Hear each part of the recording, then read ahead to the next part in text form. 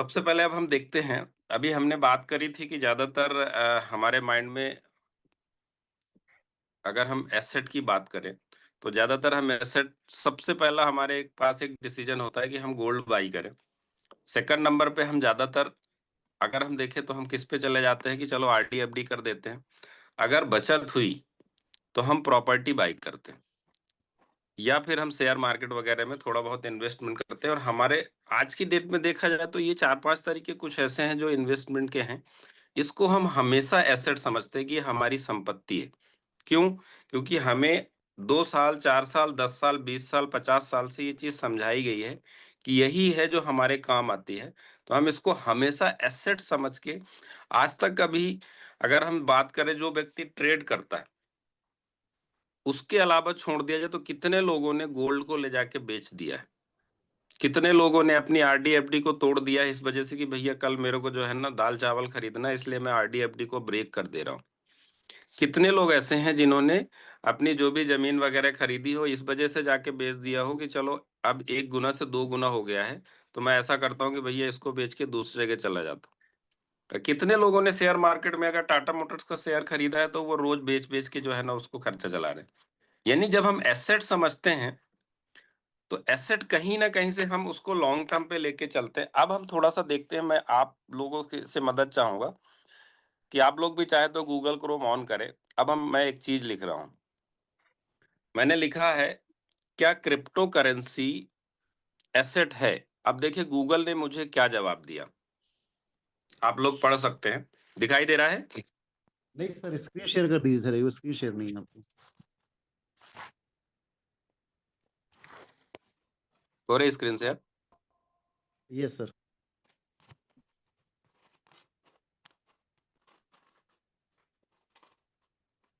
मैंने यहाँ पे लिखा है, क्या क्रिप्टो करेंसी एसेट है? ये मैं नहीं आंसर दे रहा हूँ। हिंदी में आंसर आ गया है। ये बोल रहा है हाँ, क्रिप्टो करेंसी एक संपत्ति माना जाता है, खासकर भारत में। अब हम क्योंकि भारत में है, अच्छी बात है इन्होंने भारत में लिखा। इसे कानूनी रूप से मुद्रा का अभी फिलहाल मान्यता नहीं है, लेकिन डिजिटल संपत्ति इसको बताया गया है और इसके साथ-साथ में इस पे लाभ कर भी लगाया जाता है।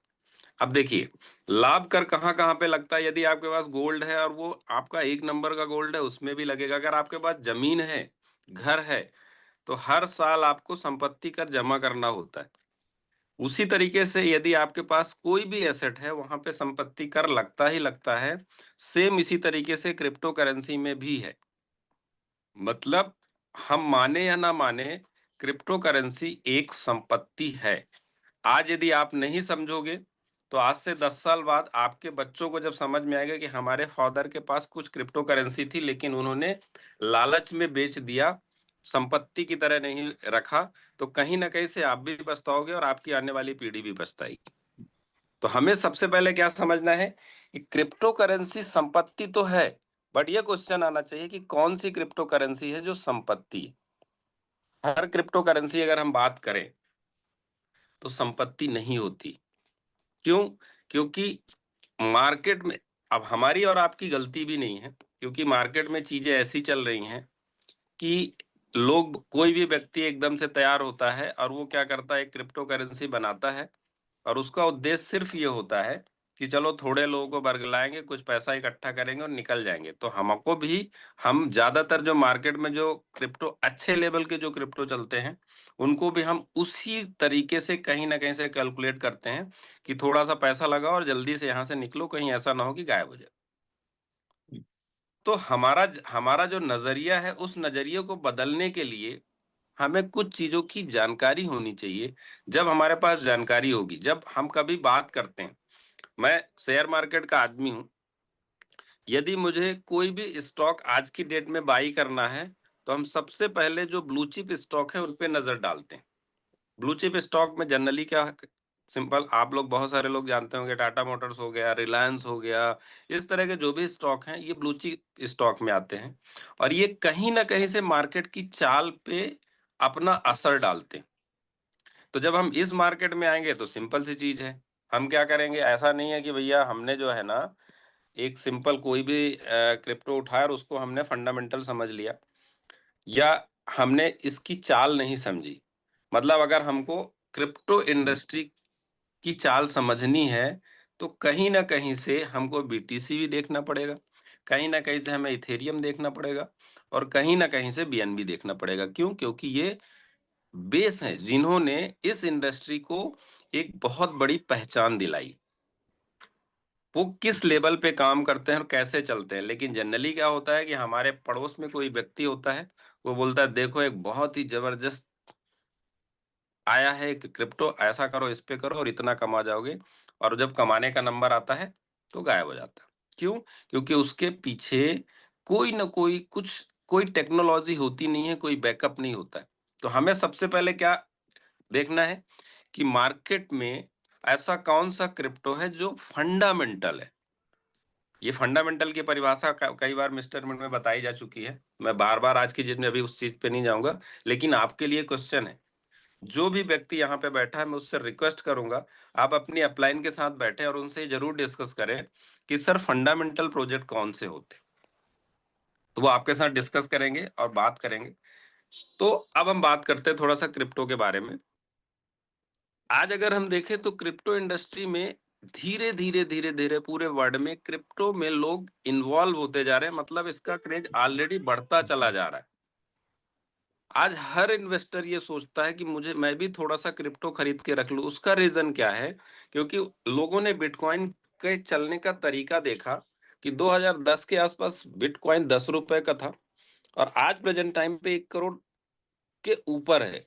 तो मतलब कहीं न कहीं से ये चीज़ समझ में आ रही है कि इस इंडस्ट्री में ग्रोथ बहुत है। इसलिए वो जो भी उसकी बचत होती है वो प्रयास करता है कि भई मैं थोड़ा बहुत क्रिप्टो खरीद लूँ। हाँ, गलती सिर्फ़ ये हो जाती है कि अपने दोस्त के कहने पे खरीद लेता है, जिस वज़ह से कभी-कभी फंडामेंटल प्रोजेक्ट नहीं मिलते हैं, कोई भी प्रोजेक्ट हमें मिल जाते हैं।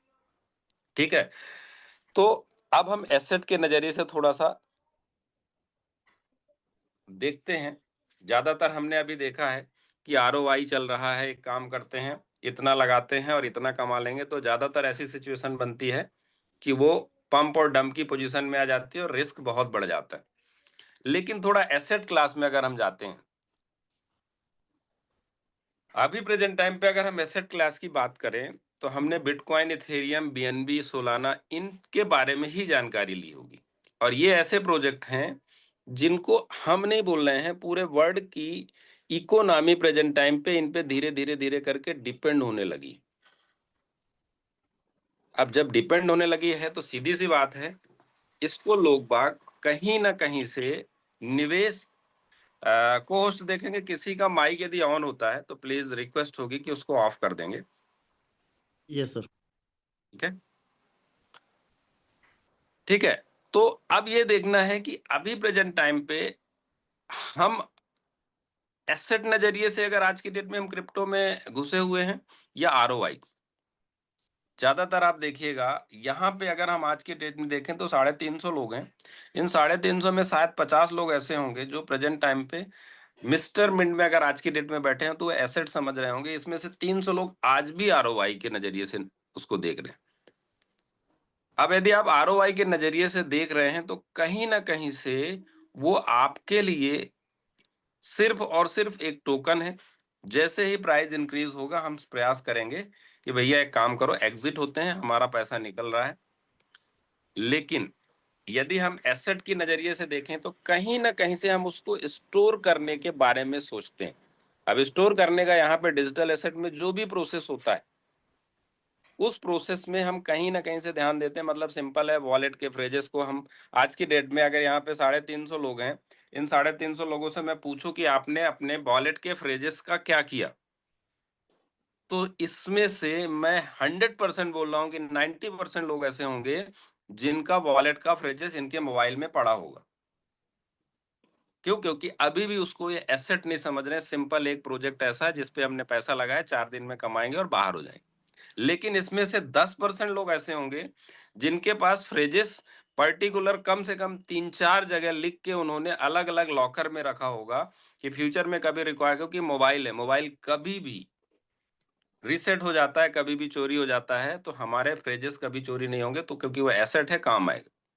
लेकिन ज़्यादातर क्या होता है कि हमने क्या किया है, सिंपल भैया, एक काम करो, एक स्क्रीनशॉट लिया, इस पे पड़ा हुआ है, अरे हमने, हमारा मोबाइल है, कौन छुएगा। फिर बाद में अपलाइन को फोन करते, सर मेरा एसेट चोरी हो रहा है, मैं क्या करूं, कोई तरीका दिखाओ। फिर अपलाइन बोलती है भैया आपने किसी के साथ शेयर किया, हम कुछ नहीं कर सकते। ठीक है।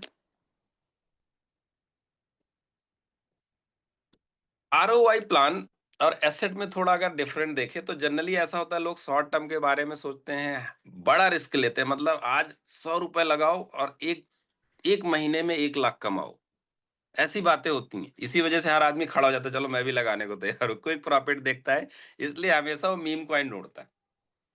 लेकिन अगर हम थोड़ा सा इसके उल्टा तरफ देखें, जो आरओआई प्लान होते हैं उसमें कहीं ना कहीं से एक लॉन्ग टर्म की बात होती है।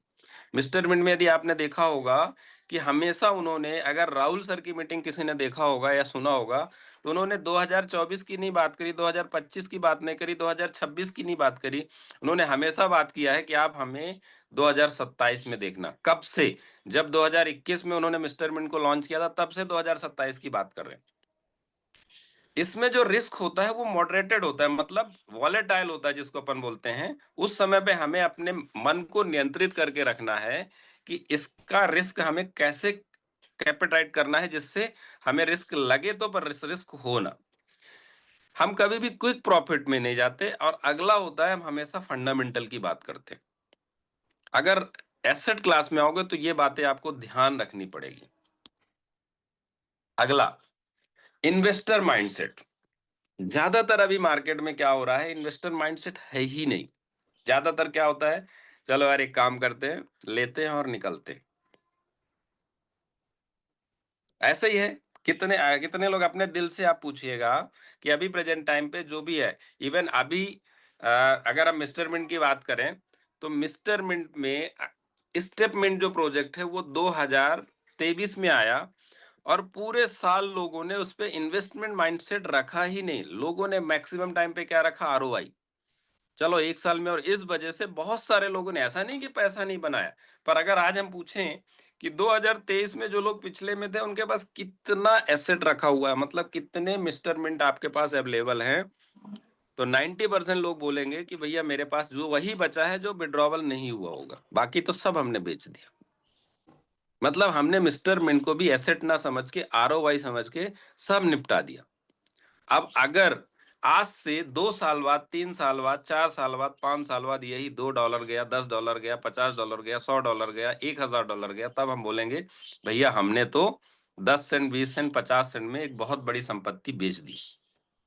तो हमें सबसे पहले एक इन्वेस्टर माइंडसेट में आना है, और वो मैं अभी आपको थोड़ी देर में बताऊंगा आप इन्वेस्टर माइंडसेट में कैसे आ सकते हैं। मतलब हम यहाँ पे, मैं आपको आरओआई भी बताऊंगा और साथ साथ में इन्वेस्टर माइंडसेट भी ले जाने का प्रयास करूंगा। ठीक है। अब मैं चाहूंगा, रिक्वेस्ट है आप लोगों से कि हो सके तो आप लोग अगर बोर्ड ना चलाएं तो अच्छा रहेगा। मैं एक बार थोड़ा सा देख लेता हूं, अगर मेरे पास बोर्ड यहाँ अवेलेबल होगा। जो लोग होस्ट हैं वो लोग थोड़ा सा बता सकते हैं कि मैंने जो बात करी वो समझ की चीजें हैं या। नहीं, डेफिनेटली जो यूसुफ, आपने बातें कही हैं वो बहुत महत्वपूर्ण है। और इसीलिए हम मॉर्निंग कॉल को बार बार लोगों को प्रमोट करते हैं, ताकि लोगों को मन में कंफ्यूजन ना रहे। और साथ ही साथ अगर कंफ्यूज हो भी रहे हैं तो वो इन सेशन के माध्यम से अपने नॉलेज को इंक्रीज कर सकते हैं, और अपनी टीम को भी अवेयर कर सकते हैं, ताकि बिजनेस में स्थिरता भी बनी रहे और लोगों को एक सही विजन के साथ, एक सही कंपनी के साथ काम करने की जानकारी मिल सके। कोई और को थैंक यू होस्ट सर। जिसमें कुछ पूछना है तो मेंशन कर सकते हैं। अब हम बात करते हैं, चलिए आपने जो है ना मिस्टर मिंट को भी सिंपल वे पे आपने समझ लिया है कि भैया मैं जो है ना, ये जो मिस्टर मिंट है ये एसेट क्लास भी है और हमारा आरओआई भी। अब यहाँ पे मैं दोनों चीजें आपको बताने वाला हूँ कि आप चाहें तो मिस्टर मिंट के साथ में, मेरी रिक्वेस्ट है आप लोगों से, अगर थोड़ी देर मेरी बातें सुन लेंगे तो अच्छा रहेगा। यदि ये विजय जी, यदि आप लिख रहे हो तो एक काम करो, आप ही एक्सप्लेन कर दो, विजय कुमार जी।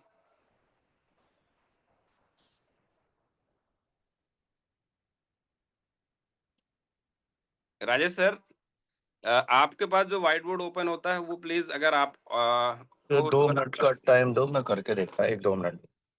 सर से बोल रहा था, अगर वो वहां पे ऑन कर लेंगे तो अच्छा इसको रहेगा। मैं जो यहाँ से कर रहा है ना उसको रिमूव करके ब्लॉक कीजिए ना परमानेंट। मनीष जी आप होस्ट हैं, उसको परमानेंट Yes. ब्लॉक कीजिए ना। Okay sir. सर एक बार एप्लीकेशन में देखिए ना, शेयर करके स्क्रीन, एप्लीकेशन में व्हाइट बोर्ड आपको दिख जाएगा मोबाइल में आपकी। यहाँ पे जो मॉर्निंग मीटिंग होती है ये कोई नौटंकी नहीं होती है। हर आदमी कुछ चीजों को समझ के और उसके पीछे मेहनत करता है, फिर आके समझाता है। जिसको इंटरेस्ट नहीं आने की जरूरत नहीं है, आप लोग डिस्टर्ब ना करें। और जो उसके बाद भी करता है तो मनीष जी आप जो भी को होस्ट रहे ना उसको इमीडिएट जी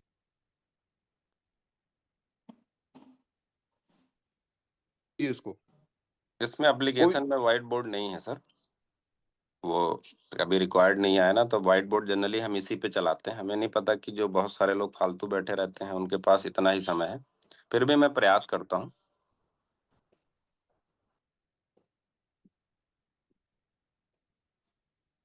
मैं अभी आप लोगों को आपकी ही मेंटेलिटी के अकॉर्डिंग, आप ये समझ लो कि आज आपने मिस्टर मिंट को स्टार्ट किया है और मैं आपको एसेट में भी ले जाने का प्रयास करूंगा और आप आरओआई पे भी चाहें तो काम कर सकते हैं, ठीक है। अब मेरे साथ कोई को होस्ट जिनके मोबाइल में अगर व्हाइट बोर्ड अवेलेबल हो तो वो शेयर कर सकते हैं। एक मिनट सर, मैं ट्राई करता हूँ एक बार इसमें अपने इसमें।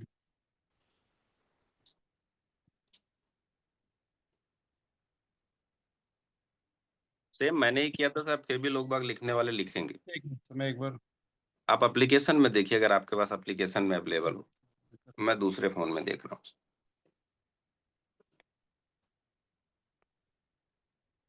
मनीष सर, एक मेरा दूसरे नाम पे होगा, उसको आपको होस्ट कर दो। Yes sir. स्क्रीन शेयर हो रही ना? Yes sir. अब मैं इसमें प्रयास करता हूँ। देखिए मैं ये जो भी है ना, इसको आप लोगों से रिक्वेस्ट है कि आपकी जो भी अपलाइन है उससे एक बार डिस्कस कर लें, देन उसके बाद ही इम्प्लीमेंट करने का प्रयास करें। मैं आपको आपकी ही मेंटलिटी के अकॉर्डिंग मैं आपको बताने का प्रयास कर रहा हूँ कि आप मिस्टर मिंट में प्रॉपर चाहें तो आरओआई और एसेट दोनों चीजों को आप साथ में लेके चल सकते हो। क्योंकि एक्चुअल में देखा जाए तो क्रिप्टो जो फंडामेंटल जो भी प्रोजेक्ट हैं वो सारे के सारे कहीं ना कहीं से एसेट क्लास में ही आते हैं। बट फिर भी क्योंकि आप अपनी मेंटेलिटी को चेंज करने को तैयार नहीं हो, फिर भी मैं आपको बताने का प्रयास कर रहा हूँ। अभी मैं एक सिंपल कैलकुलेशन दूंगा, वो कैलकुलेशन के अकॉर्डिंग आप एसेट भी खड़ा कर सकते हो और साथ साथ में आप चाहो तो आरओआई में भी कहीं ना कहीं से सेट हो सकते हो। तो जो भी लोग इधर उधर अभी घूम रहे हैं, थोड़ा सा अपने माइंड को यहाँ पे अगर रख लेंगे तो मेरे ख्याल से चीजें जो है ना, हो सकता है मैं आपको समझा सकूं, ठीक है। अभी प्रेजेंट टाइम पे हम बात करें तो जुलाई है।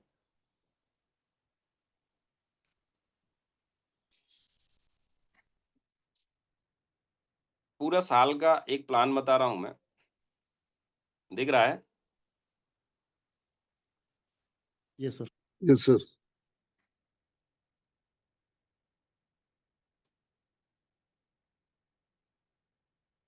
बढ़िया ध्यान रखिएगा, इसके लिए आपको अपनी अपलाइन से एक बार बात जरूर कर लेना है ना, कि कृष्णा जी ने बताया कि इसको हम इम्प्लीमेंट कर सकते हैं या नहीं कर सकते हैं। ऐसा नहीं है कि हमने बात करी तो सार्वभौमिक सत्य, ऐसा नहीं हो सकता है। हर किसी का अपना अपना कैलकुलेशन होता है, पर ये मेरा कैलकुलेशन है। मैंने अपनी टीम में अप्लाई करने का प्रयास किया, लोगों को चीजें पसंद आई, इसलिए मैं बताने का प्रयास कर रहा हूँ। लेकिन आपकी जो भी ग्रोइंग एंड एक्टिव अपलाइन है उससे एक बार आप डिस्कस करें। अभी हम जुलाई में बैठे हैं, जुलाई क्या है, 2025, ठीक है। हम समझ लेते हैं कि आज से एक दिन पहले तक हमने मिस्टर मिंट को जाना ही नहीं। मिस्टर मिंट एक नया प्रोजेक्ट है जो हमारे पास आया है। मैं एक सिंपल बात कर रहा हूँ, एक सिंपल कैलकुलेशन है। यदि हम $1000 से अगर किसी भी व्यक्ति को हम लेके आते हैं, या $1000 से कोई भी व्यक्ति हमारे पास आता है, अब वो आरओआई मेंटेलिटी से आता है या एसेट क्लास मेंटेलिटी से आता है, ये उसकी सोच है। लेकिन हम उसको दोनों ही सोच में साथ में लाने का प्रयास करते हैं। मैं बोल रहा हूं कि 30 डेज में अभी प्रेजेंट टाइम पे 3.0 में मिस्टर मिंट में एक सबसे अच्छी चीज हो गई है। इसको आप बहुत अच्छे तरीके से यदि कैलकुलेशन के साथ आए तो आप ही मिस्टर मिंट में डिमांड जनरेट करेंगे और आप ही मिस्टर मिंट में सप्लाई को कैसे मैनेज करना ये पूरा आपके हाथ में आ चुका है। ये अब कंपनी के हाथ में नहीं है, पहले भी नहीं था, पर अब आपके हाथ में 100% है कि आप इसको किस तरीके से डिमांड जनरेट करोगे और किस तरीके से सप्लाई को मैनेज करोगे, ये आपके हाथ में। मैं यहाँ पे दोनों चीजें बताने का प्रयास कर रहा हूँ कि आप डिमांड भी जनरेट कर रहे हो और सप्लाई को भी कैसे मैनेज कर रहे हो। अगर कोई भी व्यक्ति $1000 से प्रेजेंट टाइम पे अगर मिस्टर मिंट में आता है तो पूरे महीने में उसको लगभग $180 के आसपास पूरे महीने में बनते हैं 0.60% के हिसाब से। कोई को होस्ट बात बोले, क्या सही बोल रहा हूं मैं? Yes sir. है ना? अब $180, अब मान लेते हैं अगर प्राइस सेम रहा तो $180 के आसपास अगर हम 5% माइनस कर देते हैं तो 175 170 के आसपास आपको रिसीव होगा। इसके अलावा अगर प्राइस थोड़ा इंक्रीज हो गया तो ये बढ़ भी सकता है, थोड़ा प्राइस बाय द वे अगर घटता है तो ये 100 नहीं आएगा, मैक्स टू मैक्स 160 150।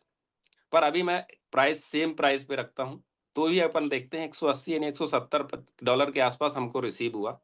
$170 में मैं सिंपल बोल रहा हूं कि आप क्या करें कि अगस्त आते ही आपके पास $1000 का ऑलरेडी पैकेज है। अब मिस्टर मिंट ने एक अच्छा काम ये कर दिया है कि आप सेम पैकेज पे वापस से मल्टीपल पैकेज बाई कर सकते हैं।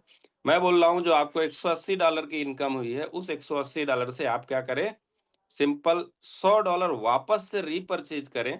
रिमेनिंग आपके पास क्या बचा है, $80 बचे। $80 में मैं आपको बोल रहा हूं कि आपको इसमें से लगभग $30 $20 या $25 आपको ब्लॉकचेन पे स्टेक करना है। 100 MNT से ऊपर आप स्टेकिंग कर सकते हो तो आपके वॉलेट में जैसे 100 MNT दिख रही है, ज्यादातर अभी आज की प्राइस के हिसाब से आपको 100 MNT जो है ना बड़े आराम से हो जाएगी, $30 में ज्यादा ही होगी। आपने क्या किया कि $25 या 20 या $25 की आपने ब्लॉकचेन पे स्टेक कर दिया। रिमेनिंग कितना बचा आपके पास, लगभग $50। मैं बोल रहा हूँ उस $50 को आप सेल कर दो। यानी आपने ROI के हिसाब से 4 साढ़े 4 5,000 रुपए बाहर कर लिए। अगस्त में आपका पैकेज हो गया $1100 का। ठीक है, पूरा महीना आपने सेम प्रोसेस किया। अब आया सितंबर। सितंबर में भी मैं आपको सेम बात बोल रहा हूं। आपका पैकेज था $1100 का। $1100 के अकॉर्डिंग आपके पास जो आएगा वो लगभग आएगा $195। अब $195 से मैं सेम बात फिर से बोल रहा हूं कि आपने क्या किया, $100 इन्वेस्ट किया। अब आपका हो गया पैकेज $1200। रिमेनिंग बचे आपके पास $95। उस $95 में मैं सिंपल बोल रहा हूँ $30 से $35 आपको वापस से ब्लॉकचेन पे स्टेक करना है और साथ साथ में $50-60 आपको ईमानदारी से उसका एक रिटर्न निकाल लेना है, यानी उसको हमको प्रॉफिट बुक करना। अगर सेम प्रोसेस ऐसी चलती गई तो आप देखोगे जनवरी फरवरी आते आते आप हर महीने $100 का पैकेज बढ़ाते हुए जा रहे हैं, क्योंकि हर महीने वो 0.60 बढ़ता चला जा रहा है। तो 60 के जगह $6.5 के 6.5 हो जाएगा, $6.5 से $7 हो गया, $7 से 7.5। ऐसे करते करते एक दिन आप देखेंगे कि जब आप विड्रॉवल की प्रोसेस पे आएंगे तो आप $100 का स्टेकिंग भी कर रहे हैं और 10,000 रुपए निकाल भी रहे हैं।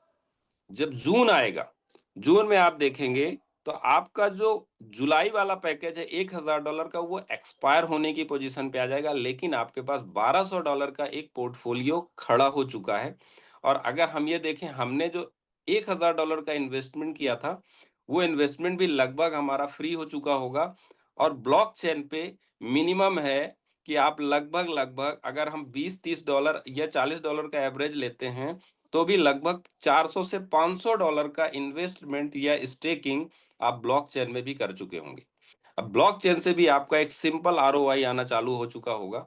और साथ साथ में इधर जो $1200 का आपका पैकेज है, वो $1200 का पैकेज से भी सेम प्रोसेस अगर आप करते रहते हैं तो धीरे धीरे आपका पोर्टफोलियो भी तैयार हो रहा है। और अब जब हम अगले साल आएंगे तो अगले साल हमारे पास दो तरफ से इनकम आएगी। कौन सी? एक तो ब्लॉकचेन की डेलीगेटर से इनकम, और साथ साथ में ये जो हम वॉकिंग कर रहे हैं, दो जगह से इनकम आना, मतलब अगला साल आपका बहुत अच्छा होगा। इसके बाद अगर हम बात करें उसके अगले साल में और बहुत अच्छा होगा, उसके अगले साल में और बहुत अच्छा होगा और हमारा सबसे बड़ी चीज़ ये है कि हमारा पोर्टफोलियो नहीं खत्म हो रहा, ठीक है? ये हो गया इंडिविजुअल एक व्यक्ति के लिए। यहाँ पे बहुत से लोग लीडर हैं। अगर वो प्रॉपर ट्रैकिंग के साथ काम करते हैं, ट्रैकिंग का मतलब ये हुआ कि जो लोग आपसे डायरेक्टली डिस्कस करते हैं, उनके उनको आप सिंपल ये बोलो कि यदि आप या तो ट्राइपॉड लगाते हैं लोग बाग या तो $1000 की आईडी कि सिंपल ये आप जब काम करोगे, आप जो इनकम जनरेट करोगे उसको कैसे मैनेज करना आप जानो। बट ये $1000 जो आपने इन्वेस्टमेंट किया है, ये मेरी बात सुन के आपको सिर्फ इतना करना है कि जो भी डेट पे आपका पैकेज चालू हुआ है, उसको अगले महीने उसके 2 दिन पहले विथड्रॉवल करने की ज़िम्मेदारी मेरी और उसके बाद उसको वापस से $100 का पैकेज लगाने की ज़िम्मेदारी मेरी। अगर आप इतना कर लेते हो, तो एक बहुत बड़ा पैसा बना सकते हो। अब जो सीनियर है, सीनियर अगर इन चीज़ों को फ़ॉलो कर ले और आज से ठीक 1 साल बाद अगर उसकी टीम 500 लोगों की होती, 500 लोगों का अगर वो सिर्फ रिन्यूअल ध्यान दे दे, तो $5000 का सिंपल वो एक परमानेंट रूप से जिसको अपन बोलते हैं मैचिंग लेके 500 नहीं 5000 नहीं कहेंगे 4000 क्योंकि 8% हो गया है। तो यानी बार-बार नए लोगों को भी नहीं ढूँढना पड़ रहा। बार-बार अगर हम बात करें तो नए लोगों को अप्रोच नहीं करना पड़ रहा और एक व्यक्ति ऐसा है जो आरओआई मेंटालिटी से आया है, उसकी भी मेंटालिटी को आप फिक्स कर रहे हो। एक व्यक्ति ऐसा है जो एसेट क्लास के बारे में सोच रहा है, वो एसेट क्लास की मेंटालिटी के साथ में आप उसको कहीं न कहीं से यहाँ पे सेट कर रहे हो। मेरे ख्याल से अगर ये प्लान समझ में आया हो, तो जो भी को-होस्ट जो चैटिंग में आ सकते हैं, वो लोग मुझे बता सकते हैं। यदि प्लान उनको पसंद आया हो, तो मेरे ख्याल से क्योंकि ये इम्प्लीमेंट यदि अगर आप आज से करते हैं, तो आप ही इस मार्केट में सप्लाई जनरेट करोगे और आप ही इस मार्केट में डिमांड जनरेट करोगे। ये आपके हाथ में है। यहाँ पे मैंने प्रयास ये किया है, पूरी कम्युनिटी में यहाँ पे बताने का कि आप मार्केट में सप्लाई भी रोक रहे हो, मार्केट में डिमांड भी जनरेट कर रहे हो और साथ-साथ में थोड़ा-सा हर महीने पैसा भी लोगों का निकालते चले जा रहे हो। अगले साल उस व्यक्ति को रिन्यूअल के बारे में सोचने की जरूरत नहीं क्योंकि हर महीने वो $100 अब इसमें सिर्फ ये है कि अगर किसी को आप $100 से लेके आते तो शायद ये नहीं हो पाएगा। कम से कम $500 से करते हैं तो 2 महीने में आप रिन्यू कर पाओगे। अगर $1000 पे करते हैं तो हर महीने यदि आप किसी का $5000 का और $10,000 का पैकेज है, तो उसको आप चाहो तो हर तीसरे दिन, चौथे दिन, 5वें दिन भी आप चाहो तो रिन्यूअल करवा सकते हो, मार्केट से सप्लाई रोक सकते हो। ये आपके ऊपर है। तो मेरे ख्याल से चीजें बहुत अच्छी लगी होंगी। मैं चाहूंगा कि यहाँ पे नहीं, आप लोग के पास ग्रुप है, ग्रुप में अगर ये चीजें अच्छी लगी हो तो आप चाहें तो वहां पे प्रॉपर लिख सकते हैं। बस मैं ये चाहूंगा कि सिंपल समझिए, मिस्टर मिंट आरओआई प्लान नहीं है, मिस्टर मिंट एसेट क्लास का प्लान है। मिस्टर मिंट एसेट क्लास का प्लान है, ये समझ लीजिए। यदि आज आप समझ रहे हो तो ठीक है, नहीं तो पिज़्ज़ा वाली कहानी कहीं न कहीं से आप भी लोगों को सुनाओगे कि मेरे पास भी था, मैंने 2 सेंट में बेच दिया, मैंने 3 सेंट में बेच दिया, मैंने 10 सेंट में बेच दिया और आज की डेट में अगर मैं रख के रखता तो क्या सिचुएशन होती। आप यदि आज सोच रहे हो कि चलेगा कि नहीं चलेगा, होगा कि नहीं होगा, आप सोचते रहोगे। ऐसे करते-करते मैं आपको बताऊँ, जब पहली बार मई 2023 में मैंने मिस्टर मिंट जॉइन किया था, तो लोग मेरे को बोलते थे 6 महीने बाद मिलेंगे। फिर वही लोग बोले चलो 6 महीने किसी तरीके से घिसट गया, 1 साल बाद मिलते हैं। अभी की सिचुएशन है वो रास्ता बदल रहे हैं। अगर हम सामने से आमने-सामने आते हैं, अरे यार इनकी कंपनी तो चलती चली जा रही। उसी तरीके से आप समझ लीजिए, मार्केट में उतार-चढ़ाव आज आएगा, कल आएगा, परसों आएगा, वो प्रोसेस है। वो फाइनेंशियल मार्केट की प्रोसेस है, उतार-चढ़ाव तो चलेगा ही चलेगा। लेकिन अगर हम इस एसेट क्लास की कंपनी में कहीं न कहीं से अगर सही तरीके से इन्वॉल्व हैं, तो आने वाली पीढ़ियाँ हमको याद रखेंगी। जैसे प्रेज़ेंट टाइम पे अगर बात करूँ, जिसके पास बिटकॉइन, इथेरियम पड़े हैं, या एक सिंपल बात करूँ, मैं शेयर मार्केट का आदमी हूँ। मेरा एक क्लाइंट है, जिसने 91 में एमआरएफ खरीदा था, ₹187 के प्राइस से। अभी उससे कई बार मैंने बात करी, मैंने कहा सर एक काम करो ना, एमआरएफ बेच दो। अभी एमआरएफ की वैल्यू है 1 लाख से ऊपर। तो एक ही वर्ड होता है, सर जैसा मैंने लगाया नहीं, उससे ज्यादा तो मुझे एमआरएफ डिविडेंड देता है। इसको बोलते हैं एसेट क्लास के बारे में समझना। और उस समय पे उसने अगर सिर्फ क्या किया होता कि जैसे वो 186-87 रुपए का शेयर 300 हुआ, 400 हुआ बेच देता, तो शायद आज इतना 20 लाख 25 लाख का वो डिविडेंड नहीं कमाता। उसी तरीके से आज आपके पास मौका है। आज अगर आपको 3 सेंट 4 सेंट में मिल रहा है ना, तो आप एसेट बनाइए, कम पैसे में बहुत बड़ा एसेट बना सकते हैं। यदि आपको ये मौका मिले कि आपके बगल की कोई प्रॉपर्टी है, कोई व्यक्ति है, 1000 रुपए का रेट है, लेकिन आज वो बेच रहा है कि 100 रुपए के रेट में कोई ले ले, तो आप क्या करोगे? छोड़ दोगे? जो भी चीजें जहां से जरूरत समझ में आएगी बेच बाच के फटाफट खरीदोगे, बोले यार बाई कर लो यार, क्योंकि ये बहुत बड़ा एसेट आने वाले समय में 10 गुना तो ऐसे ही दिख रहा है, कहीं कोई प्रोजेक्ट इधर आसपास निकल गया तो 1000 गुना हो जाएगा। लेकिन हमने क्या किया, मिस्टर मिंट को भी हमने वही समझ लिया, ये तो आरओआई वाले प्लान है, जो रोज आते हैं रोज जाते हैं, क्या फर्क पड़ता है, इसको भी फटाफट लो और निकालो यार। लेकिन मिस्टर मिंट वो नहीं है, आज भी है। मिस्टर मिंट कल भी प्रॉपर चलेगा। और अभी सबसे अच्छी बात ये है कि आप लोगों को जानकारी है, अभी तक हम सिंपल बात करें तो हमने मिस्टर मिंट में एक चीज बताई कि हमारी कम्युनिटी है, प्रेजेंट टाइम पे हमारे पास ईएसपी सॉफ्टेक है, इनका माइनिंग सेटअप है, ये चीजें हम कहीं ना कहीं से लोगों को डिफाइन करते थे। 20 तारीख के बाद 20 तारीख को एक ऐसी चीज हो रही है जो एक मिस्टर मिंट के लिए एक बहुत बड़ी आइडेंटिटी बन जाएगी पूरे वर्ल्ड में। यदि आप लोग सर्च करना, पूरे वर्ल्ड में शायद 35 या 40 ही ब्लॉकचेन है पूरे वर्ल्ड में। 197 कंट्री है, 197 कंट्री में मात्र 35 या 40 ही ब्लॉकचेन है, जिसमें से अगर हम बात करें तो बीएनबी के पास शायद 2 या 3 है, इथेरियम के पास भी ऐसे कुछ है। मतलब अगर हम देखें तो सही तरीके से देखा जाए तो ब्लॉकचेन बनाने वाले टोटल पूरे वर्ल्ड में सिर्फ 30 ही लोग के आसपास है। उसमें से एक मिस्टर मिंट भी होने वाला है। ब्लॉकचेन ऑलरेडी पूरी रेडी है, सिर्फ लॉन्चिंग है 20 तारीख को। यानी अगर हम देखें तो एक बहुत बड़ी आइडेंटिटी मिस्टर मिंट के साथ ऐड हो रही है, जो पूरे वर्ल्ड में कहीं ना कहीं से तहलका मचाएगी। हम मिस्टर मिंट को आरओआई प्लान ना समझ के एसेट क्लास जिस दिन आप समझना चालू कर दोगे ना, वास्तव में बहुत बड़े लेवल पे चीजें आप कर लेंगे। मेरे पास बहुत सारे लोग मैसेज कर रहे हैं कि सर इसका चार्ट बना के भेज दीजिए। मैंने आप लोगों से बोला था सर कि आप की अपलाइन के पास बैठे और उनसे इस चीज का डिस्कशन करें। मुझे ये चीज अच्छी लगी थी, इसलिए मैंने आप लोगों को बताया। मेरे ख्याल से आज की मीटिंग यहीं तक। मेरा जो वो था कि आप लोग सिर्फ एक चीज समझिए कि आप एसेट क्लास में काम कर रहे हैं, आप आरओवाई पे काम नहीं कर रहे हैं। आज से यदि आप इस मिस्टर मिंट को एसेट समझेंगे तो एसेट को संभाल के रखेंगे, आरओआई समझेंगे तो आपकी चॉइस है। बट मैंने प्रयास किया कि आप आरओआई के साथ में एसेट कैसे बना सकते हो। तो थैंक यू, आप लोगों से बात करके बहुत अच्छा लगा। मिलते हैं शाम की मीटिंग में। ज्यादा से ज्यादा लोगों को इनवाइट कीजिए। ज्यादा से ज्यादा लोग जब आएंगे तो सिंपल सी जैसे प्लान प्रेजेंटेशन देखेंगे तो ज्यादा से ज्यादा लोग मिस्टर मिंट में इन्वॉल्व होंगे तो सिंपल सी चीज है, कहीं ना कहीं से डिमांड जनरेट होगी। और डिमांड जनरेट होगी तो प्राइस इंक्रीज करने का काम मेरे हाथ में है। कोई को होस्ट अपना कुछ फीडबैक देना चाहे तो दे सकते हैं। तो thank you. Thank you so much sir. हमारे साथ अभी कोच राजेश सर भी हैं। राजेश सर, क्या आप सर कुछ ऐड करना चाहेंगे sir? Okay, thank you Krishna ji. आपने जो जानकारियां दी हैं बहुत गहराई से, और इन चीज़ों को मतलब फाइंड आउट करना फिर लोगों को प्रेजेंट करना काफ़ी टफ होता है, बट जिस तरह से आप प्रेजेंट करते हैं काफ़ी काबिल तारीफ है, अच्छा करते हैं आप।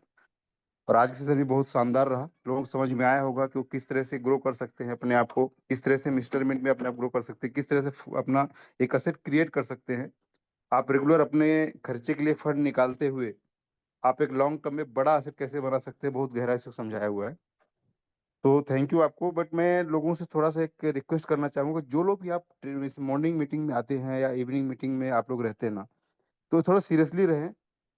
यदि आपको इंटरेस्ट नहीं है इन सब चीज़ों में तो आप स्वतंत्र हैं, बट इसको मीटिंग में डिस्टर्ब ना करें। किसी भी कंडीशन में ये एक्सेप्टेबल नहीं है। और मैं होस्ट से बिल्कुल इसमें मेरा एक रिक्वेस्ट है आपसे कि कोई भी यदि ऐसा करता है तो उसको परमानेंट ब्लॉक कीजिए, रिपोर्ट कीजिए, फाइंड आउट कीजिए कौन कर रहा है। इमीडिएट कोई भी इसमें एक्सेप्ट नहीं होगा ऐसी चीजें, क्योंकि जब मॉर्निंग में कोई आदमी मीटिंग करता है, सुबह उठ के पूरी प्लानिंग करता है, उसको अच्छे तरीके से प्रेजेंट करता है और बीच में डिस्टर्बेंस होता है तो सही नहीं होता चीजें। तो सेशन आपका बहुत शानदार रहा कृष्णा जी, अल्टीमेट आपने इस बाधाओं के बाद भी बहुत अच्छी तरीके से प्रेजेंट किया। तो थैंक यू सो मच आपको। तो मेरी तरफ से बस इतना ही। Thank you. Thank you so much sir कि आपने समय दिया हमें। और कृष्ण सर, बहुत बहुत धन्यवाद आपका कि आपने भी बहुत अच्छी तरह से हमें समझाया। कि किस तरह से हम इसे आरओआई के साथ-साथ हम एसेट प्लान भी कर सकते हैं। Thank you.